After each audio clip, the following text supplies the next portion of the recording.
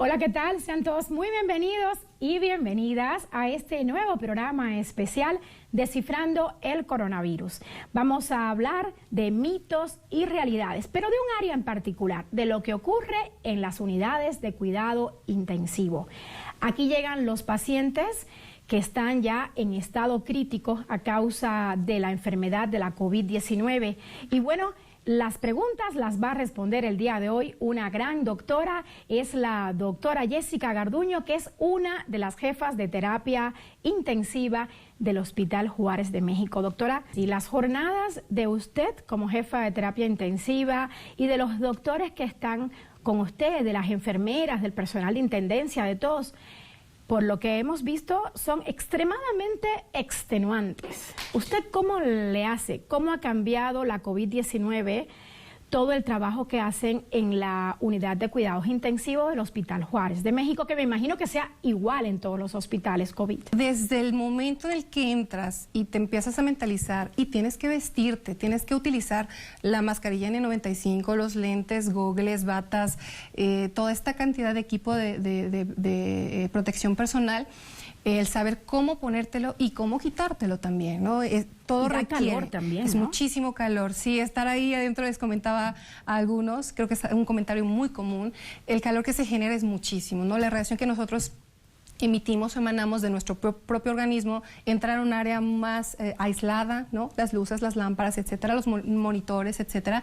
Todo esto conlleva a generar muchísimo calor. Y la verdad es que el área se vuelve de pronto muy pesada, no solo para, vuelvo a repetir, para nosotros como médicos, sino todos los que trabajamos ahí adentro, ¿no? Estar sudando, estar poniéndote rojo, que te falte el aire, momentos... Sin hidratarse también, doctora. Claro, no puedes ni tomar agua, ni ir al baño, no comer obviamente, ¿no? Sino iniciar tu jornada y hasta que terminas, hasta que te retiras con cuidado, tu equipo de protección personal, sales y ahora sí puedes hacer lo demás, ¿no? Pero mientras, todo ese tiempo es un tiempo que estás exclusivamente en el área de trabajo. Y tengo entendido que los que llegan al otro turno entran por una puerta y los que salen de este turno por otra, justamente para evitar contagios. Sí, así es parte de la retransformación y del algoritmo que seguimos, ¿no? Por un lado la entrada, por otro lado la salida. Esto evita y disminuye contagios,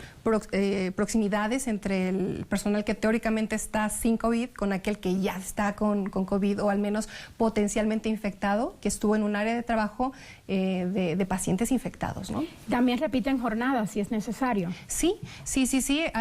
En este momento yo creo que estamos ante una escasez de médicos, especialistas. Esta poca gama de médicos que tenemos se hace evidente cada vez más, ¿no? Y evidentemente también el cansancio, los contagios que se llevan a cabo día tras día del personal médico, del personal de enfermería, limita que existan todavía más médicos, ¿no? Entonces vamos descendiendo por contagios, por enfermedades, por incapacidad. Y por eso repiten jornadas si hace falta. Así es. ¿Cómo evitar que un paciente llegue a terapia intensiva? ¿Qué usted le dice a las personas que tienen síntomas para que eviten llegar a esta fase tan crítica de terapia intensiva? Lo primordial, lo basal, que hemos estado comentando desde que inició esto, ¿no? En casa, en el lugar donde estás, quedarte en casa o en tus lugares de trabajo, siempre utilización de cubrebocas, lavado de manos, sana distancia. Todo esto que nos han dicho desde que inició todo ello, limita el contagio. Y evidentemente si no te contagias, el riesgo que llegues a una terapia intensiva va a ser muy bajísimo. No vas a llegar, ¿no? Si no estás contagiado. El hecho es que si te contagias, no sabes en qué porcentaje te vas a encontrar de ser un paciente que tenga un COVID leve, un COVID moderado o que tengas la necesidad de estar intubado en una terapia intensiva. ¿Cuándo un paciente tiene que ser llevado a terapia intensiva? Aquel paciente que tiene dificultad respiratoria, que se cataloga como un síndrome de insuficiencia respiratoria aguda, moderada o severa, que requiere de intubación orotraqueal y que a su vez requerirá de un ventilador mecánico, que es una respiración artificial, para quienes no lo conocen, mientras toda esta situación, esta patología a nivel pulmonar, pues va pasando, ¿no? Esos pacientes son los que tenemos a nuestro cargo, son pacientes muy graves, evidentemente, que conllevan no solamente una disfunción pulmonar, muchas ocasiones tienen disfunciones en otros órganos, riñones, cerebro, corazón, etcétera. Y bueno, pues sí, podríamos decir que son los pacientes más graves de todo el hospital. De 10 pacientes que llegan con esos síntomas y que llevan graves y que requieren de intubación y ventilación mecánica, ¿cuántos se salvan, doctora? La mortalidad es altísima en la terapia intensiva y estos son registros internacionales. Yo creo que el pronóstico en la unidad de cuidados intensivos del Hospital Juárez de México ronda en el 37% de buen pronóstico de estos pacientes. ¿Qué hay que hacer para no llegar a terapia intensiva cuando tienen los primeros síntomas de COVID? No dejen pasar más tiempo. Entre más tiempo pasa del inicio de síntomas a acudir con un médico, evidentemente la evolución natural del COVID a nivel pulmonar va a ser peor. Y muchas veces podemos evitar que el paciente llegue a intubación endotraqueal y evidentemente a mayores complicaciones sobre infecciones y aumento de la mortalidad en estos pacientes. Atención temprana, atención oportuna es lo importante. Si hay atención temprana, ¿es más factible evitar que el paciente llegue a ser intubado? Si el paciente requiere de intubación, se le dará intubación temprana. El problema es los tiempos. No es lo mismo tener un paciente que amerita una intubación temprana a aquel que se ha retrasado por la situación que sea la intubación. Entonces llega en un periodo de intubación tardía.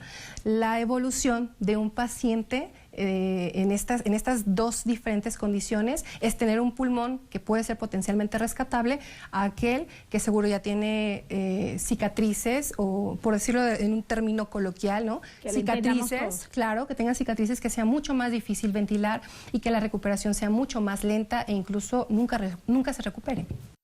¿Qué usted le diría a un paciente que requiere ser entubado? ¿Cómo lo convence usted para que se deje entubar? Porque muchos asocian intubación con deceso. Sí, eso es muy, muy común. El hablarles a los pacientes de intubación endotraqueal, ventilación mecánica, terapia intensiva, lo asocian es igual a muerte, ¿no? Cosa que evidentemente es erróneo, porque estamos ofreciéndole en ese momento al paciente una oportunidad de mejorar, de ir limitando de una forma muchísimo más confortable a su organismo, en lo que empieza a tener mayor inmunidad, en lo que genera una situación de mejora como tal del organismo. Se le dan funciones extracorporales, ¿no? Tanto la ventilación mecánica, soporte vasopresor, medicamentos, antibióticos, todo esto va a hacer que el paciente mejore. Pero si nosotros, si ellos no toman la decisión, si no toman la decisión positiva de ser intubados, evidentemente todo esto va a ser retrasado y el paciente va a morir. Es altamente probable. Nosotros no convencemos a los pacientes, ¿no? Simplemente les damos la información que deben de saber. Cada uno tenemos un libre albedrío para decidir si quiero ser intubado o no. ¿Qué quiero de mi vida? ¿Qué quiero? Incluso, ¿por qué no decirlo? ¿Cómo quiero yo mi muerte, no? Es algo que no se habla mucho, pero es parte importante porque somos humanos y esta humanización también se lleva a cabo en los pacientes, ¿no? A veces hay pacientes que deciden mejor terminar de una forma limitante de su vida, pues, y no llegar a estas condiciones, no llegar a ser intubado. Es muy respetable y es válido también.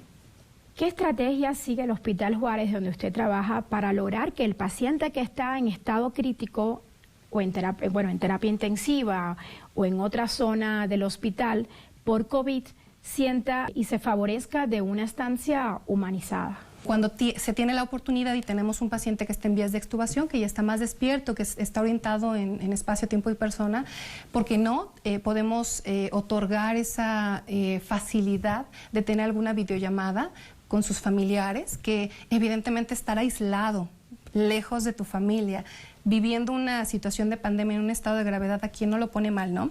Entonces, tratar de ir quitando estas situaciones que son puntos negros para nosotros. Si lo tomamos empáticamente, sabemos que los pacientes se van a sentir mal. Y ver el rostro de su familiar en el teléfono celular, de sus hijos, de sus abuelos, de sus amigos, que les están dando todas las vibras del mundo, echándole ganas desde lejos. Maravilloso. Sí, les va muy bien, ellos también le echan muchas ganas. que hacen que ¿Ayuda quieran. esto al mejoramiento de la salud del paciente? Por supuesto, la parte mental, la parte psicológica, esa parte emocional que a veces se nos llega a olvidar, debe de estar muy presente en esto, ¿no? Y más en estos tiempos.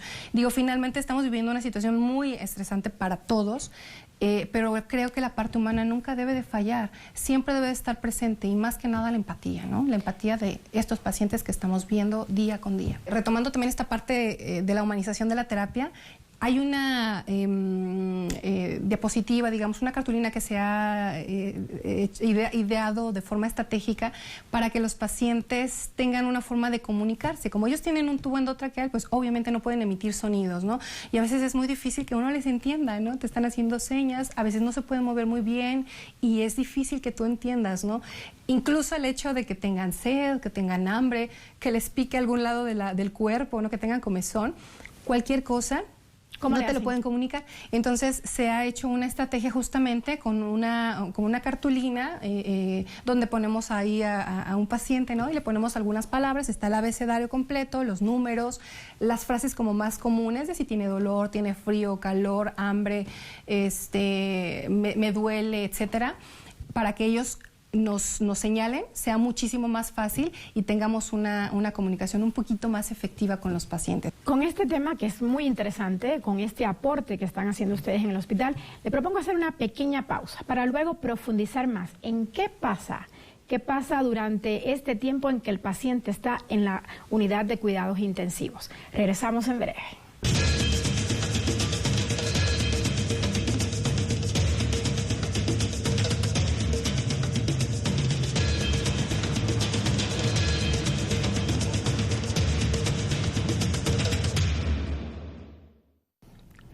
Gracias por continuar con este programa especial para descifrar el coronavirus, sus mitos y realidades. Les decía que estábamos conversando con una doctora treintañera además, pero con mucha experiencia. Es la doctora Jessica Garduño, quien es una de las jefas de terapia intensiva del Hospital Juárez de México, uno de los más importantes del país.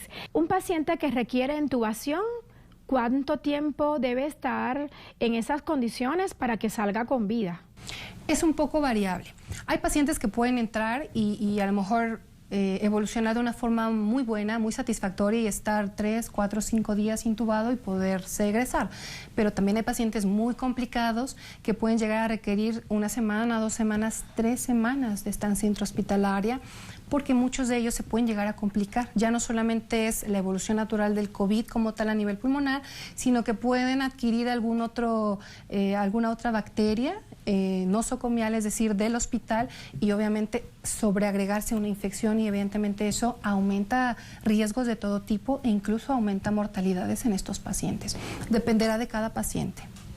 Dependerá de cada paciente. ¿De qué exactamente? ¿Del estado de salud de cada paciente cuando llega a ser intubado? ¿De las enfermedades o comorbilidades que tenga? Díganos de qué depende que un paciente se salve o no cuando ya está en terapia intensiva, doctora. Depende de muchas situaciones. Específicamente me refiero al paciente, es decir, que tenga comorbilidades previas. Si es un paciente también ya grande, si es más de 60 años, si es un paciente que es diabético, hipertenso, que tiene antecedentes de infarto en el corazón, infarto en el cerebro, algún problema ya previamente en los riñones, ¿no? O que tenga, que sea un paciente que necesita dializarse o hemodializarse, lo que sea. Cualquier enfermedad que previamente tenga un paciente va a determinar la evolución, va a ser una estandarización de gravedad de nuestros pacientes, y evidentemente aquellos que tengan comorbilidades como las que acabamos de comentar, aumenta en puntaje el riesgo de mortalidad durante su estancia en la unidad de cuidados intensivos. A más jóvenes, por ejemplo, pacientes más jóvenes, pacientes que no presentan este tipo de comorbilidades, pacientes que no se complican con alguna situación como lesión renal, como tener algún problema en el corazón durante la estancia intrahospitalaria, evidentemente les va a ir mucho mejor que a aquellos que durante su estancia o que previamente ya tuvieron algo más, ¿no?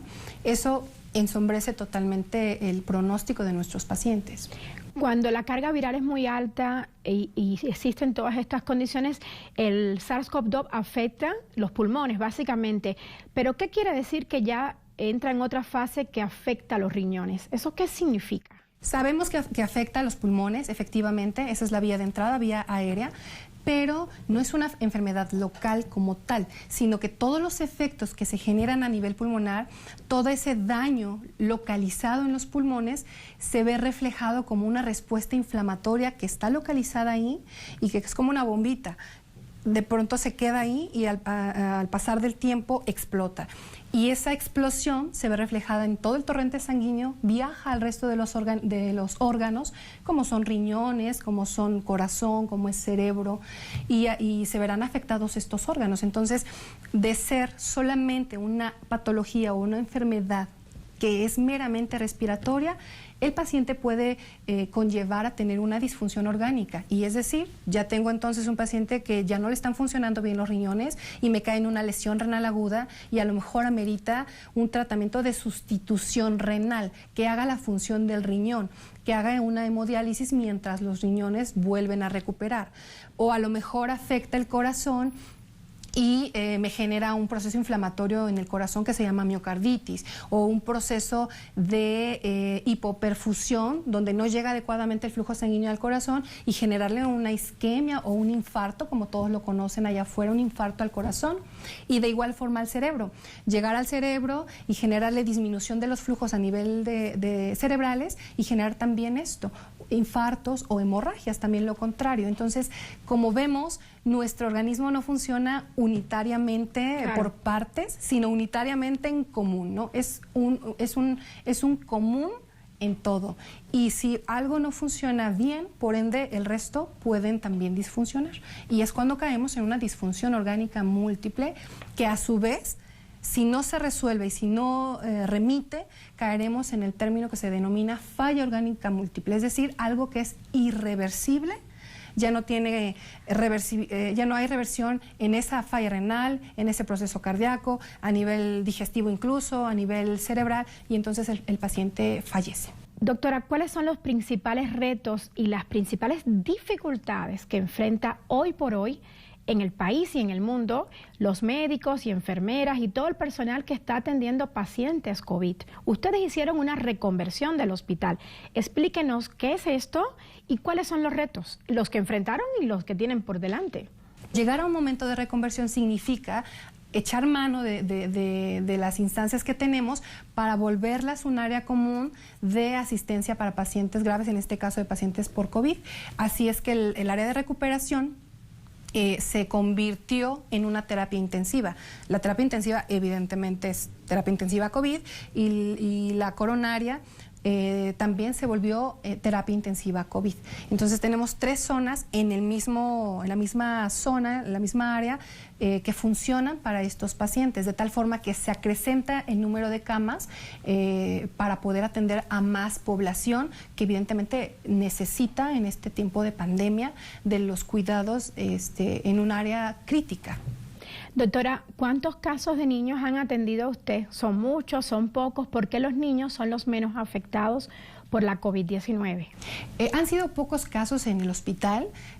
Aparentemente son 4 y no han sido graves, ¿no? Han estado hospitalizados. ¿Y eran niños sanos? Niños sanos. Estos pacientes están atendidos también en un área de reconversión del área de pediatría, donde están aisladitos y donde solo en esas zonas se atienden a estos pacientes para que estén obviamente lejos de la zona como tal de pediatría polivalente, donde se atienden otras patologías, ¿no? ¿Por qué solamente o por qué nos afecta tanto a los niños? No lo sabemos. La verdad es que creo que es algo que se va a ir descubriendo conforme pasa todo esto. Hay mucho por estudiar, hay mucho por investigar. Finalmente es un tema nuevo, algo que nos ha tocado vivir a todos. Hay muchas cosas que no entendemos los médicos, que no entiende la ciencia y que evidentemente la población tampoco, pero vamos aprendiendo en el camino. Entonces, esa es la situación en este momento. No tenemos las respuestas a todo, pero esperemos pronto encontrarlas. Doctora, ¿cómo le hacen con los tratamientos? Porque, como usted bien dice, todavía hay mucho por investigar y ni siquiera hay un tratamiento que, digamos, salva al paciente. Efectivamente no hay un tratamiento específico, o sea, no hay un medicamento que diga esto combate al COVID y no tenemos una vacuna desafortunadamente hasta este momento. pero la clave está en el tratamiento precoz, que era lo que comentábamos al principio. Aquel paciente que llega de forma temprana, que en urgencias sabemos que merita, en este caso, intubación orotraqueal, y ventilación mecánica, en ese momento se aborda de forma temprana para que tengamos un mejor pronóstico en estos pacientes.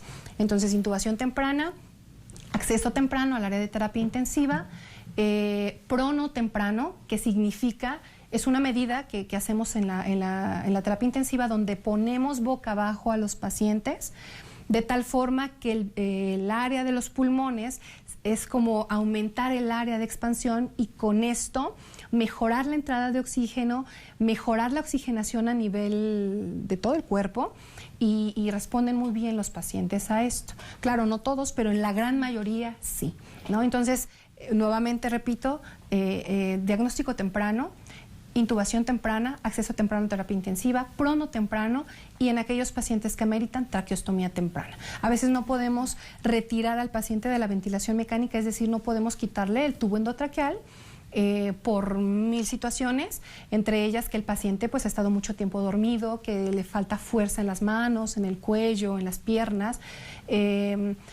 y otras situaciones que se pueden llegar a vivir ahí, como sobreinfecciones, que era lo que ya mencionábamos previamente, y esto hace que se retarde o se retrase la extubación de los pacientes. Y muchos de ellos ameritarán traqueostomía, que al final es un tubo aquí en la tráquea, un tubo mucho más pequeño, con el cual se asegura la vía aérea, ¿no? Y eso permite también que haya menos complicaciones de la vía respiratoria y que el paciente pueda tener una mejor fisioterapia, una mejor rehabilitación pulmonar y con el paso del tiempo esto lo vaya pues sobrellevando hasta que definitivamente esto que se pretende sea temporal se retire y el paciente vuelva a ser como antes, ¿no? Doctora, es conocido, y usted lo mencionó al inicio también, que colegas suyos y bueno, enfermeras y médicos de este país se han contagiado por la COVID-19. Pero ahorita hay más experiencia que cuando la pandemia llegó a México a finales de febrero. ¿Cómo ustedes se están logrando proteger más para evitar estos contagios? Creo que es a base de repetición, porque el hecho de iniciar algo que no teníamos, que no se realizaba antes de forma frecuente, pues evidentemente es algo nuevo para todos, incluso te da miedo, ¿no? Pero conforme esto va pasando, conforme los días pasan, conforme es una rutina para ti entrar al área COVID, colocarte tu equipo de protección personal, saber qué va primero, qué va después, qué va al último, cómo entrar, cómo cuidarte, ponerte tus gogles, tu careta, en qué momento cambiarte de guantes, realizar tu trabajo sin miedo, como debe de ser, y al salir, la forma adecuada de retirarte el equipo de protección personal, eso es lo que hace que disminuyamos los riesgos de contagio. Evidentemente, durante la evaluación o durante el contacto directo con los pacientes dentro de un área COVID, ese riesgo es inminente, ese riesgo sigue estando. Pero si nosotros cuidamos las partes que nos corresponden, como esto del equipo de protección personal, se disminuye todavía más el contagio. Entonces, esa base de repetición, esa base de entender también cómo funciona la transmisión del virus y de no tener miedo. Justamente quería preguntarle eso. ¿Usted nunca ha sentido miedo o ha sentido que está estresada por este riesgo inminente y constante que tiene al estar en contacto con los pacientes COVID? Y no solo riesgo y miedo por contagiarse usted, sino también a sus familiares, doctora. Así es, yo creo que el miedo todos lo tenemos, es un sentimiento con el que nacemos y que es muy válido tenerlo, ¿no? No importa del área en el que te encuentres, pero especialmente hablando del área de salud, claro que he tenido miedo. Desde que inició la pandemia, saber en qué nos estábamos metiendo, ¿no? Y qué es lo que iba a suceder. Desde ese momento hasta no sabíamos cuándo y hasta ese momento no sabemos cuándo. Claro que sí, saber que te vas a contagiar, que puedes estar como los pacientes que estás atendiendo, que puedes morir. Y no solo eso, sino transmitir o infectar a la gente que más amas, ¿no? Con la que convives, con tu pareja, con tus padres, tus hermanos, tus abuelos, gente que evidentemente tenemos y que son, gente que tenemos al lado, nuestros abuelos, ¿no? Gente mayor que son susceptibles de enfermarse. El miedo es grande por esa situación, pero también se vive en la combinación con el estrés de lo que hablábamos hace un momento, el ambiente, el número de pacientes con el que se tiene que trabajar, con el equipo con el que se tiene que trabajar, los medios en los que nos desenvolvemos, ¿no? Eso sí hace que los médicos, que la mayoría de los médicos y enfermeras y todas aquellas personas que trabajan en esta área de salud al día de hoy tengamos estrés. Creo que sí, y es muy válido decirlo. Es un trabajo muy fatigante y muy cansado, pero aún así estamos ahí al pie del cañón, y yo creo que todos mis compañeros están en la misma sintonía, ¿no? Porque tenemos la vocación de hacerlo. No somos héroes, yo creo que somos simplemente personas con vocación, que estamos haciendo lo que nos gusta, claro, y ayudando, porque es el granito de arena que nos toca aportar durante esta situación de crisis que nos ha tocado vivir. Doctora, y justamente para salir de esta crisis sanitaria en la que estamos en todas partes, ¿cuál es su mayor deseo, usted como médico intensivista, joven pero con mucha experiencia? La vacuna, que llegue pronto. Necesitamos una vacuna para poder ya combatir esto. Obviamente, entre más población tengamos cubierta, más inmunidad tenga nuestra población, el virus no va a tener para dónde hacerse, ¿no? Y los contagios se van a disminuir increíblemente, y evidentemente esto conllevará a menos recursos humanos, a menos recursos monetarios y a pérdidas de gente que amamos y que se están yendo todos los días. Doctora, yo me sumo a su deseo de que muy pronto tengamos en el mundo, y que sea de acceso universal, una vacuna para enfrentar la COVID-19. Doctora Jessica Garduño, del Hospital Juárez, muchísimas gracias por su tiempo. Sabemos que vive jornadas extenuantes en terapia intensiva y que hoy nos ha regalado sus experiencias en la unidad de cuidados intensivos. Y gracias a ustedes también por estar con nosotros durante esta media hora de programa especial sobre mitos y realidades del coronavirus.